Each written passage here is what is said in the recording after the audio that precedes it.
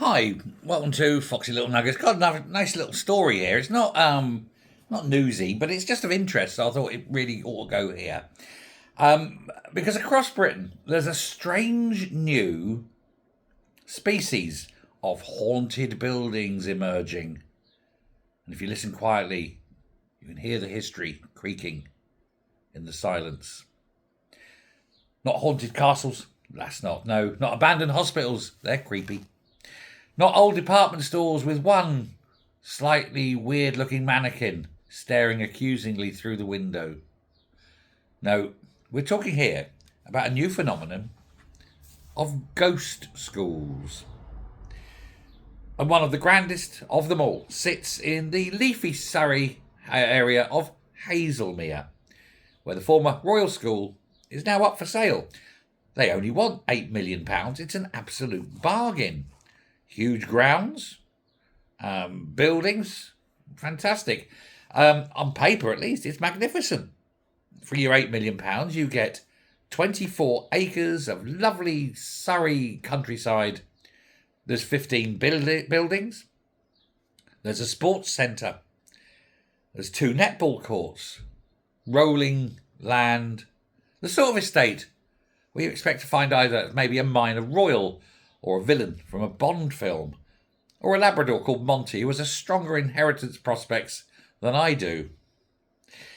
But, and there's always a huge but in these things, isn't there? There is a problem, and that problem is that nobody knows quite what to do with it or how to dispose of it. For you see, there are legal things tied up with this. The school closed February last year after, of course, the government decided that putting VAT on private pupils is such a good idea. It's a plan that's actually backfired because, of course, they're actually losing money now and they haven't got enough spaces in schools. But, you don't like people actually paying to educate their own children. They won't be able to force socialism down the throats of these people, these kids. But anyway, now, year and a half later, the estate agents have the quite charming task of trying to sell a vast former independent school at a time when independent schools are being battered by Labour's VAT raid. Private school pupils, of course, have plummeted, fallen by around 30,000, including 20,000 in the last year alone, more expected to go over time. Families are being priced out, schools are being squeezed, and some are simply shutting the gates, even after nearly 1,000 years in some cases. And that leaves behind enormous buildings, but old buildings, historic campuses. They've got swimming pools, sports halls, dance studios, some of them. They've got dormitories, all sorts of things. Oh, of course, and acres of land. It's all very impressive until the buyer asks, can I turn this into something useful? Maybe make it a hotel or, sort of turning it into a retirement home, or maybe knock down some of these older buildings and put a small new village in here. 24 acres, I can get quite a few houses, make a fortune. Then, of course, the planning system appears wearing usually a grey cardigan, a clipboard and a lanyard and saying, absolutely not. No. You see, it's protected. There are various things. All these buildings are listed. You can't change them. The land has special deeds on it. This is under a charitable trust, etc., etc. So it must remain a residential institution. Now, there are loopholes. I mentioned one of them as being a care home, but it could actually be a hospital, a recuperation hospital or a hospice. It can be that. It can be a care home, but not a retirement home. That is to say, it can only be a care home if the people in there aren't living independently, but are being cared for. And then, of course, you've got to go through and subject yourself to planning, come up with a business model, hopefully get backing. You've got to show that it's sustainable, that it's green. Then you have to face 17 local planning committees, 3 ecological surveys, bat test, newt test, golden eagle test, public consultation. And you've got, especially that bastard Nigel from number 42, he objects to everything. And eventually, after about 7 years and £3 million worth of expenses, you think it's not worth it, is it? And you move on. And so it stays empty, slowly rotting, falling apart, bits gapping out, ends up looking like Zach Polanski's teeth, but in a leafy Hazelmere setting. Now, the former Royal School is not alone. Down in Reading, the former Padworth College is also on the market for £5 million, a little bit less. But it's a Georgian-listed mansion with a heated swimming pool, tennis courts, views across West Berkshire. It's the sort of thing you find in an Omaze, video. You could win this. Lovely. Except it's not designed to be a house. So you can't just buy it and move in. No. It's a residential block. It cannot be turned into a single dwelling. Planning, And again, there are complications for this. So Knight Frank, that's listing this, said it could potentially remain a school because it has the planning. It could be a senior living or a hotel for use, subject, of course, to necessary consents from the council, and also all the upgrading to bring this 400-year-old building or 300-year-old building up to modern standards that it didn't need to be prior because it existed on existing laws, but now to change of use. So you'd be spending millions just upgrading it. And again, subject to necessary consents, as they say, is estate agent code, being that you will age visibly by the time you actually finish the application process. Voyager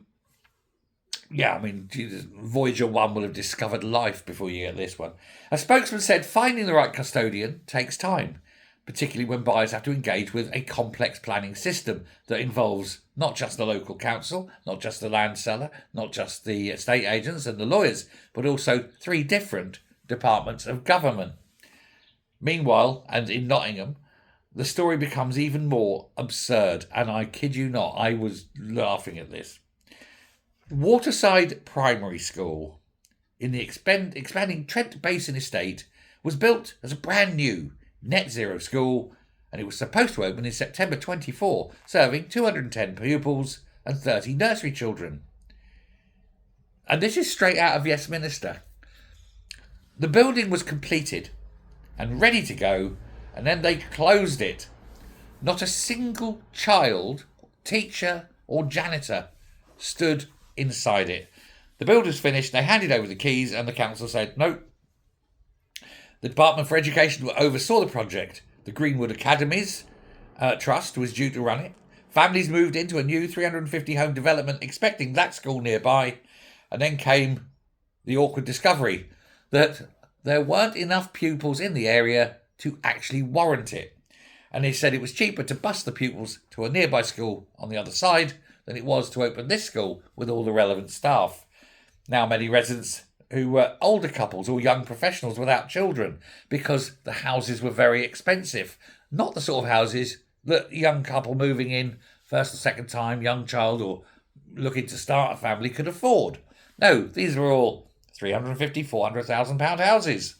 The sort of houses you buy after you've already been around the block a bit, saved up, got a bit of capital in your existing home, had a few promotions at work, got the wherewithal, that kind of thing.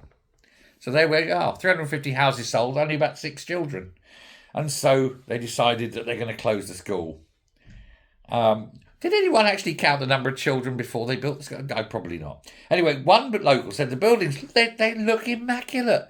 They look lovely and modern. It's a brilliant school. Just got no children in it. There we have it. Private schools closing because families cannot afford them anymore. Old campuses stuck in planning purgatory. Brand new schools closing because the council didn't take into consideration that the housing around there was so expensive, no one could afford to move in and have children. And now, apparently, these ghost schools are all over the country. We have £8 million worth of ghost school here, a £5 million ghost school there, a net zero ghost school they couldn't give away. And the only growth industry left in education will be estate agents trying to flog them. Now, if you want to buy that net zero school in Nottingham, that's absolutely fine. But what you're best bet doing, though, is to buy it, latest school, all made up, perfect, brilliant. Then maybe open up a private education centre. Not for children. No, no, no. You have to pay VAT on that. No, open it up for adults and make it an adult learning centre. And that way, it's still private education. You can still make a massive profit, but you don't pay tax on it. Not vatable. Couldn't make it up, could you? Turn it into a little sixth form college for A-level students to come and study at, or for, say, technical stuff. Maybe at BTECs, things like that. Or year one of sort of general studies for degrees. You'd make a fortune. After all, you're not registering for VAT. There's no kind of looking after children safeguarding. And it's the most modern school in Nottingham. Do you know, I'm having a thought here. I might have a look at that myself and see what the price tag is. Brilliant, isn't it? This is educational policy. And that's my dog. You haven't seen him for a while. Here he is.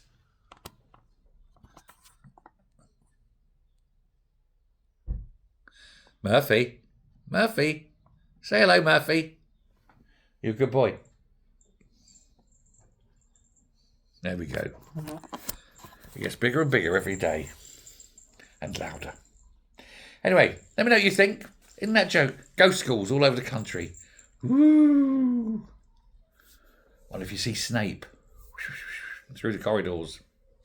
Or McGonagall. They're all dying, aren't they? Sad.